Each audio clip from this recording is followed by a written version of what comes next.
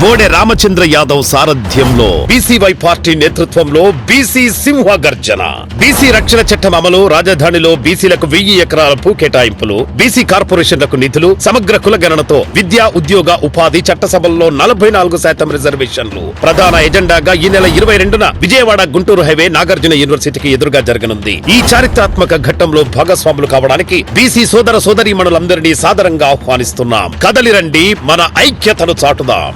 So ప్రస్తుతం వ్యవసాయ శాఖ మంత్రి తుమ్మల నాగేశ్వర గారు మనతో పాటు ఉన్నారు.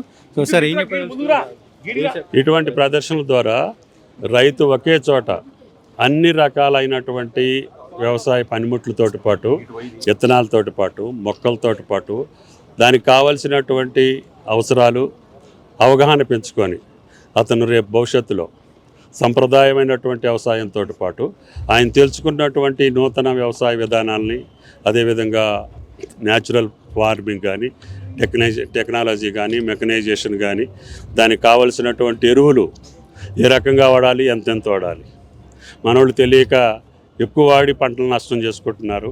ఇటువంటివన్నీ కూడా ఇటువంటి వ్యవసాయ ప్రదర్శనల ద్వారా లక్షలాది మంది రైతులకి అవగాహన కల్పించడం మంచి పద్ధతి. ప్రభుత్వ పరంగా కూడా చేస్తున్నాం.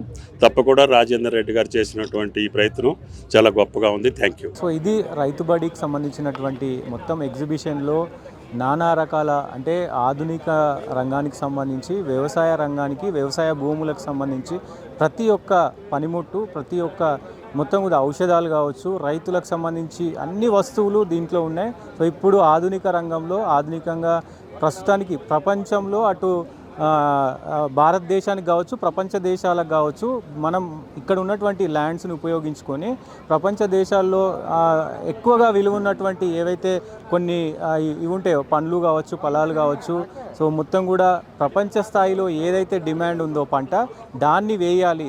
మొత్తం కూడా ఇప్పుడు ప్రపంచానికి విలువ ఉన్నటువంటి ప్రతి ఒక్క పంటను గుర్తించి ఆ పంటలు వేస్తే కనుక మన భూమికి సంబంధించి కూడా, మన భూమిలో అన్ని పంటలు పండే అవకాశం ఉంటుంది. సో దానికి సంబంధించి దీంట్లో మొత్తం కూడా 500 స్టాల్స్కు పైన మొత్తం ఎగ్జిబిషన్ ఉంది. సో అన్నిటికి సంబంధించి కూడా ఇక్కడ ఎక్స్ప్లెయిన్ చేస్తూ ఉన్నారు. ప్రతి ఒక్కటి ఎందుకు, ఏ రకంగా యూజ్ చేయాలి, ఎందుకు యూజ్ చేయాలి, ఇప్పుడు ఉన్నటువంటి ల్యాండ్ ఎట్లా, అంటే భూములు ఎలా ఉన్నాయి, ఆ భూముల్ని మనం ఎలా వినియోగించుకొని మారుతున్న ప్రపంచానికి మనం ఎలా మారాలి, ఎలా కొత్త కొత్త పంటలు వేయాలి, కొత్త కొత్త పంటల్లో అవి ప్రపంచంలో ఏ పంటలు, ఏ పండ్లకు, ఏ ఫ్రూట్స్కి వాల్యూ ఉంది, ఆ వాల్యూని పెంచుకొని మనం ఎలాంటి పంటలు పండించాలి అనేది కూడా ఈ ఎగ్జిబిషన్లో పెద్ద ఎత్తున అన్ని స్టాల్స్లో కూడా పెట్టిన పరిస్థితి ఉంది. సో ఇది ఇంకొక ఎగ్జిబిషన్లో మళ్ళీ కలిసే ప్రయత్నం చేద్దాం. ఎందుకంటే రైతులకి ఇంపార్టెంట్ అయిన ఇట్లాంటి ఎగ్జిబిషన్లు జిల్లాకు ఒకటి పెట్టే ప్రయత్నం చేస్తామని అంటున్నారు. మరి చూడాలి.